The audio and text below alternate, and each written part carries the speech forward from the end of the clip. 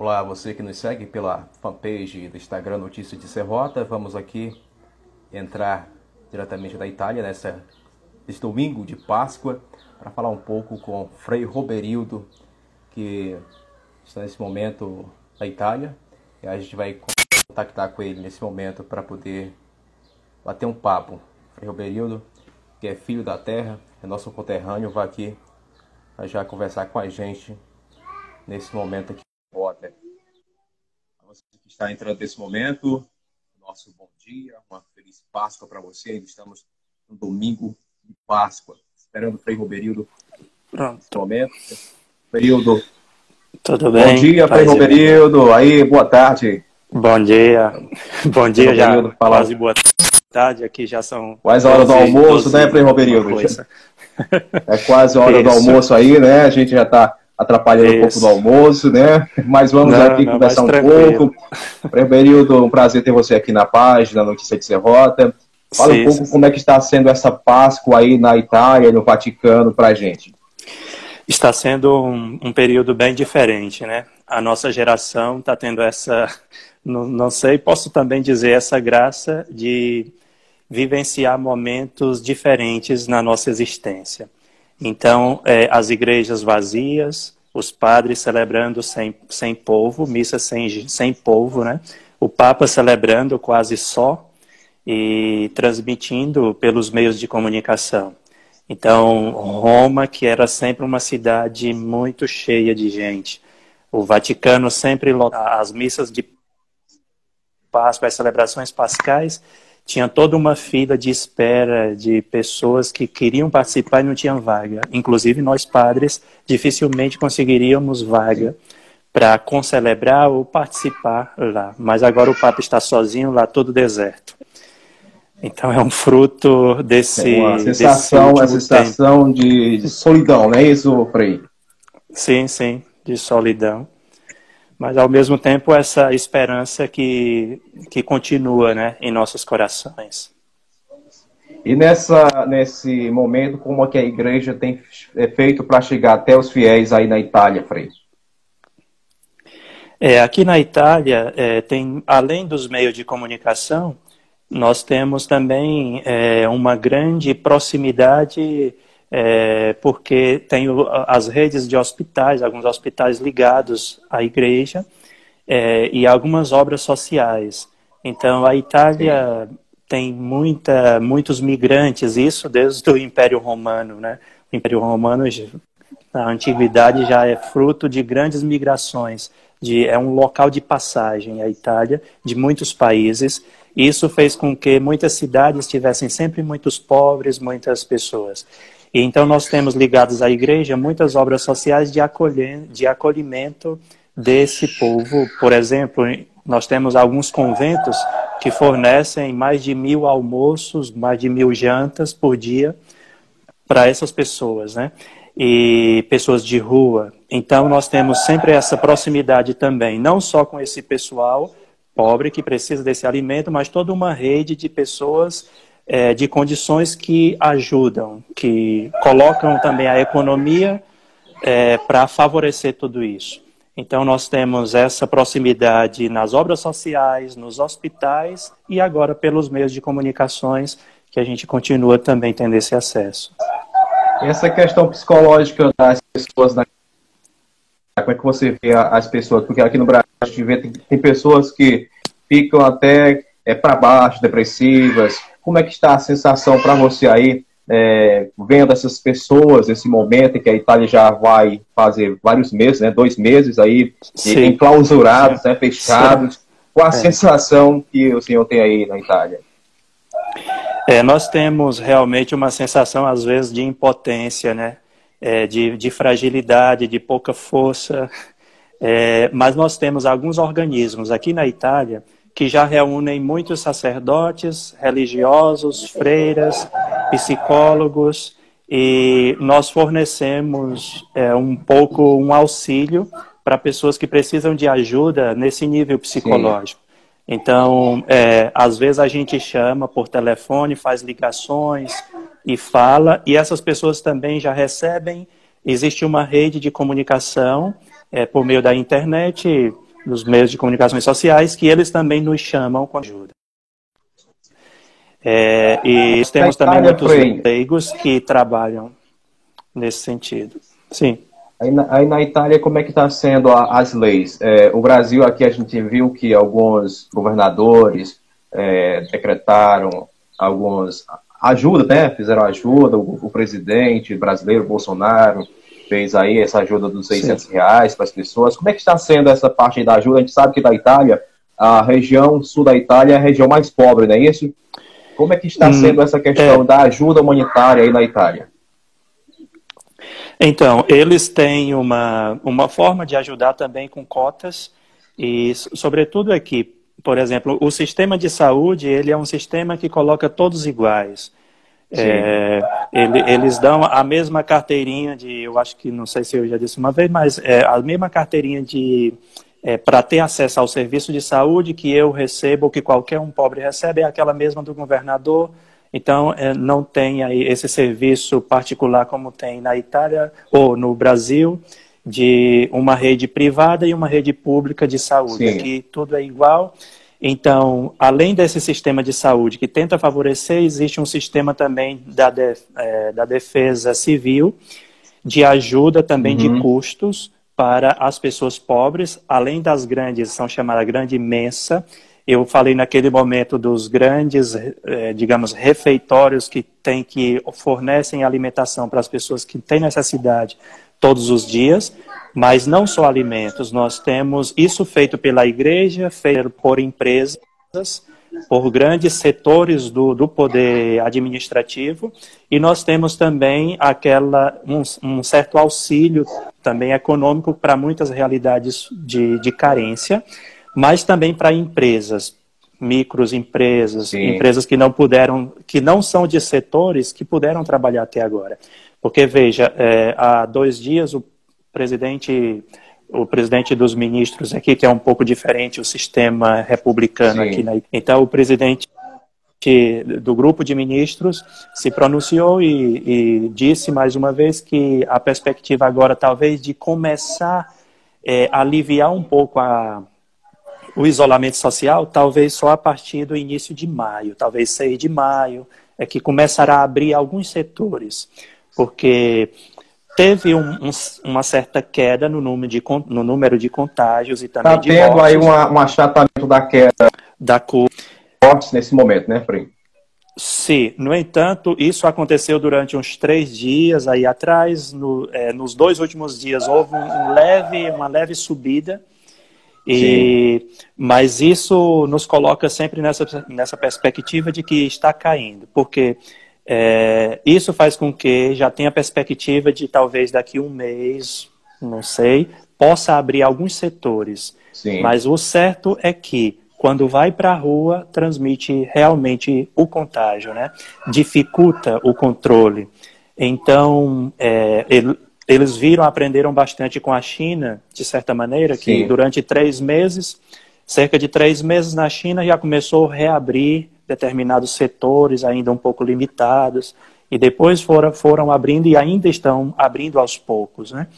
Então aqui também na Itália vai ser assim, porque o primeiro decreto era de 6 meses, inclusive, porque foi de 31 de janeiro a 31 de julho, o estado de emergência. Dentro desse estado de emergência de 6 meses, foram decretados foram feitos esses decretos de isolamento social bem mais rígido para setores maiores da sociedade. Aquele primeiro decreto, sobretudo no norte da Itália, que é a região mais rica e que de muitas industrializações e essa questão econômica é forte, região de Milão, da Lombardia, que lutou quase 2 meses aí para não ter o isolamento social. Então é a região, inclusive, mais por isso atingida agora. Por maior número de casos, né, Frei? Porque as pessoas realmente não pararam e transmitiram muito, né? E quando foram para os hospitais já estava tudo... como agora está acontecendo também na Espanha, né? E Estados Unidos. Então, é uma realidade triste. E, Frei, e com relação aí à Páscoa na Itália, o que é que o Papa fez de diferente que normalmente ele não faz nos anos que não estava acontecendo essa crise de coronavírus? É, esse Papa, ele é um padre de estradas, né? Ele Sim, veio de ruas, de favelas, lá da Argentina. Então é aquele padre que caminhava no meio do povo sempre, e isso ele quis levar também esse estilo aqui no Vaticano. Então, a cada Páscoa, ele tinha sempre esse contato com setores da sociedade, setores atingidos. E diante dessa pandemia do coronavírus, como ele não tem tanto, até ele tem até vontade de caminhar, de ir ao encontro, que às sim, vezes ele consegue driblar algumas barreiras e ir ao encontro das pessoas ou de sim. alguns setores. Tá sendo Mas Papa teimoso, né, Frei? tá. Mas assim, quando ele não consegue ir pessoalmente, ele consegue fazer com que alguma ajuda chegue, seja nos cárceres, né, nas grandes prisões que tem também aqui, hospitais, casas de repousos de idosos, de recuperações que têm muita necessidade, ele faz com que chegue, como também hospitais que precisavam de, aqui na Itália e também na Espanha, que precisavam de equipamentos, por exemplo, respiradores. Ele chegou a Sim. comprar vários e enviar para essas realidades. Então, é uma Páscoa que ele começou a celebrar por meio da virtude da caridade. Ele é muito prático nessa questão da caridade, ele não consegue ver ou amontoar coisas em nome da igreja ou em nome de uma economia, amontoar coisas. Ele quer ver essas coisas porque ele tem uma visão franciscana. São Sim, Francisco, por exemplo, quando andava, uma vez São Francisco foi levado para o médico, e quando chegou lá na fila do médico, e ele estava com um manto, e também o outro frei que caminhava com ele estava com um manto acima do... Aqui é o hábito, né? Em cima do hábito, por sim. conta do frio, tinha um manto. Quando chegaram no médico, eles viram que tinha uma senhora idosa sentindo muito frio e pobre, não tinha um manto para se proteger do frio. Aí ele disse para o frei, ele disse, pega aqui o meu manto e devolve para aquela senhora. Devolve. Aí o Uhum. frei disse, mas não é dela, é seu. Aí ele disse, não, onde está faltando ali naquele pobre é o lugar disso que está sobrando aqui em mim. Então, a visão também do Papa Francisco de Sim. economia é essa. Se tem É um dando que pobre, se recebe, como diz lá a oração a de São oração Francisco, é é. isso? Então, ele vê que no lugar nos pobres, onde está faltando alguma coisa, que deve estar, que devemos colocar aquilo que nós acumulamos, que é o supérfluo que nós acumulamos muitas vezes, que o lugar devido não é no nosso armazém, mas lá no local do pobre onde está precisando. Qual a lição, Frei, que fica dessa pandemia generalizada aí pelo mundo? E quais as lições que o Vaticano tem aí deixado para as pessoas nesse momento em que as pessoas geralmente não têm parado para pensar, né, para parar para falar com Deus, para orar, para rezar? Qual a Sim, sim. mensagem, qual a lição que a gente pode deixar dessa problemática mundial? Uma primeira, eu acho que é realmente a questão da impotência mesmo que o ser humano tem diante das realidades grandes, primeiramente da humanidade, depois diante de Deus. Então, mesmo sem ter Sim, o dado da fé, então cientistas políticos, grandes cabeças pensantes da humanidade que não estavam muito aí para a questão de fé, agora já dão o braço a torcer, né, para usar aqui sim, um ditado nosso, aí dão o braço a torcer de que existe uma realidade maior do que as expectativas humanas, maior do que... Tem até um frei que disse esses dias, é o pregador da Casa Pontifícia do Vaticano, ele disse, né, que a humanidade chegou diante realmente de uma realidade que teve que abrir mão do seu delírio de onipotência e constatar que um simples elemento da natureza, um simples vírus, conseguiu dizer que nós somos imortais. Então, o as ser pessoas não humano, tinham parado para pensar nessa realidade, é isso, Frei? nessa realidade, então era um delírio de onipotência tão grande que você viu aí no Brasil também, no carnaval, agora há poucos meses, zombar de Deus, de Jesus Isso. Cristo. Blasfêmias, né? Então, sim. Então, assim, o delírio de onipotência era tão grande que as pessoas não colocavam o dado da fé junto com o elemento cultural, e era tudo a mesma coisa. Então agora eles estão, certamente a humanidade toda vai estar parada, o mundo inteiro praticamente está parado, né, diante desse pequeno vírus, um elemento da natureza que teve a audácia de dizer que nós somos imortais. E essas pessoas tiveram que escutar e vão ter que escutar. As nações que ainda não pararam é só questão de dias. Isso não é uma profecia negativista. É só questão de dias. Quando vê o número de mortos, aí vão conseguir constatar que somos imortais. Que foi o que aconteceu aqui, na Espanha, nos Estados Unidos, começando na China. Então não é a onipotência do poder político, científico e econômico que domina, mas existe uma outra onipotência que nós temos que dar o braço a torcer, né? E nos curvar diante dessa onipotência, primeiro da natureza, depois de Deus, né? Ô Frei, falando, vamos para a parte teológica, né? Você é muito conhecedor. Podemos ver que essa pandemia, podemos pensar como se fosse algo de aviso da parte de Deus, algo que vem das profecias? Assim, existem pessoas que fazem essas leituras, né? Mas se vamos para as profecias bíblicas, elas são profecias realmente de exortações, mas sobretudo elas são profecias de suscitar esperança na vida das pessoas. Não seriam, digamos, profecias de maldades, de suscitar somente forças do mal. É certo que muitas pessoas podem fazer diversas leituras, né? Mas assim, eu não creio que Deus queira realmente ser tão igual ao ser humano de querer castigá-lo por conta do mal do ser humano. Então seria reduzir Deus à pequenez humana de rivalidade. O nosso Deus não é rival de querer realmente se rebaixar a esse ponto de querer combater no nosso nível de maldade, né? De querer agora, não me obedeceram, então agora eu vou fazer isso. Eu não quero, eu não entendo as profecias bíblicas também nesse sentido, até porque para entender realmente o significado de uma profecia bíblica, nós temos que ver aí o contexto literário, o contexto quando foi escrito, contexto político do autor que colocou aquilo por escrito, o que é que ele quis dizer com aqueles textos.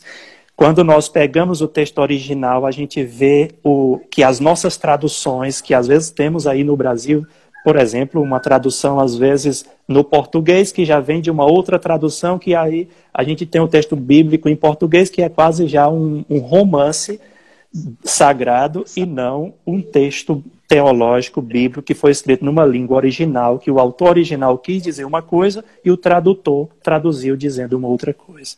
Então, eu não consigo ler também essa pandemia como esse castigo de Deus.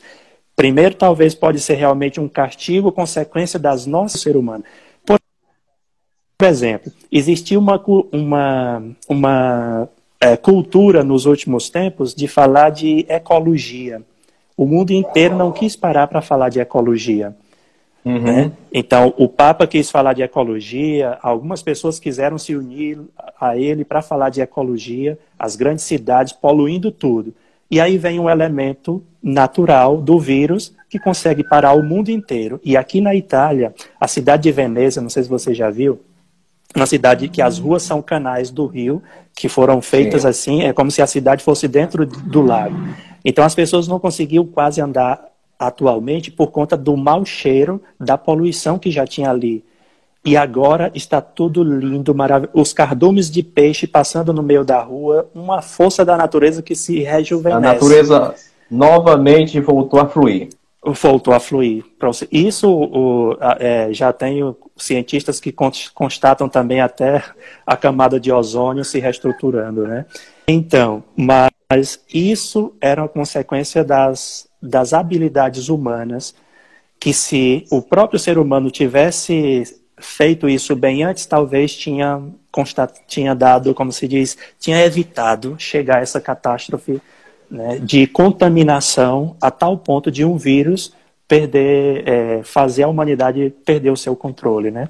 Então essa contaminação também pode ser por conta da irresponsabilidade humana, da venda de animais na China, que é de onde vem a origem desse vírus, Né? E se não houvesse o tráfico de animais, será que teria o vírus? Né? Então, é uma questão. Então, por isso, não quero culpar as profecias bíblicas. Sim. A resposta para isso, que nós poderemos ter uma resposta também na nossa habilidade humana, né? Frei, e com relação ao Vaticano, a gente sabe que a média de 1.000 pessoas moram por ali no Vaticano. Como foi aí? Algumas pessoas ficaram infectadas, alguns freis ficaram doentes. Qual o número de pessoas aí ligada à igreja que chegou a ser infectada aí? Dentro mesmo do estado, porque o Vaticano é um estado dentro da cidade de Roma. Sim. E ali dentro, alguns cardeais estão contaminados com coronavírus. O Papa fez exames, não tem.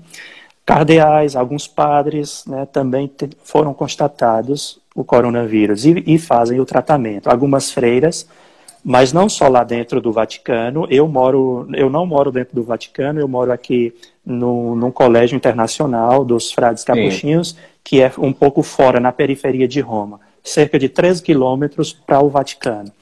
E aqui perto também algumas comunidades de religiosos e religiosas que trabalham diretamente com idosos, com hospitais, eles também se contaminaram. Teve, por exemplo, 2 congregações de freiras que trabalham em hospitais, uma com, me parece que 39 freiras, uma outra com 17, todas pegaram. Então, esses 2 conventos somam 59 freiras, todas com coronavírus. Então, e estão superando, né? Alguns já morreram. Frades mesmo, nossos, franciscanos capuchinhos, já morreram na região norte, quase 20, por conta também desse contato desse coronavírus. E assim existe realmente essa luta. Né? Tem uma história aí de um freio que deixou de usar o preparo, né, o respirador, né, e passou para uma pessoa mais jovem. Chegou até você aí essa informação? Isso é verdade da Itália? Sim, sim. Foi um padre de 63 anos, 63 anos. Então, quando ele adoeceu e que viram que era coronavírus, os paroquianos mesmos já fizeram uma vaquinha, para dizer aí, e compraram o respirador, porque sim, eles sabiam que no hospital não tinha mais, né? Então as filas nos hospitais são enormes. E compraram o respirador para ele. Então ele chegou no hospital e fez todo o processo, e quando estava realmente nos momentos que tinha que usar o respirador, ele viu que no setor que ele estava tinha também alguns mais jovens. E quando ele viu um dos jovens que precisava também, aí ele pediu para o respirador dele ser passado para aquele jovem e podia deixar ele seguir o que Deus quisesse. E ele morreu. Frei, e o jovem... Ele se tornou mártir, né? Nesse momento, podem dizer, né? Trocou a sua vida da vida para outra, é isso? Nós temos algumas pessoas, como, por exemplo, na Segunda Guerra Mundial, né, a história de Frei Maximiliano Kolbe, que também foi para o campo de concentração, e lá os carrascos, em 1944, queriam também tirar um pai de família lá e colocaram no número dos mortos daquele dia, e o pai, jovem, gritava e chorava desesperado porque ia morrer, tinha toda a família para... Né? E aí o Frei viu isso e o Frei constatou, né? Eu sou pai espiritual e vendo esse meu filho aflito agora, e ele não era cristão católico. Sim. E aí ele disse, eu vou no lugar dele, libertem ele para cuidar da família dele. E aí os carrascos libertaram ele e esse Frei foi colocado no cárcere e foi morto no lugar dele. Passou quase uma semana sem comer e não morreu.